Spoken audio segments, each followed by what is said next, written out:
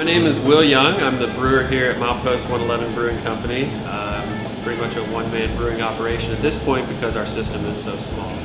It's a 3.5 barrel system, so a little over 100 gallons capacity per batch. I've been brewing just a little over 2 years here at Milepost. We started on the pilot system, which is about a 12-gallon system, and rapidly cobbled together this system, which is a little over 105 gallons. Like a lot of craft brewers, I started off home brewing.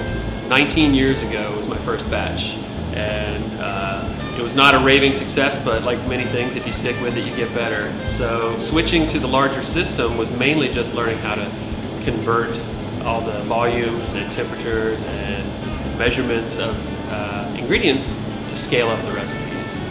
Melissa McLennan is the owner of Milepost, and she envisioned being a brewer and serving food on the side, but what ended up happening was she very rapidly had a successful restaurant on her hands, and the time to brew was very sparse.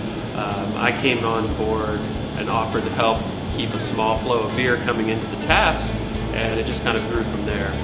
The history of this building is that it was a helicopter service and repair shop, so it has 5 bays.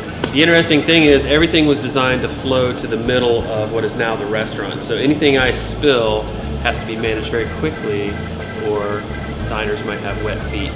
We try to make a good variety of beers here at Milepost. Most popular seem to be things in the IPA genre, for sure. We put our own spin on a type of IPA with rye as an ingredient, and that's considered our flagship ale, the Red Devil Rye.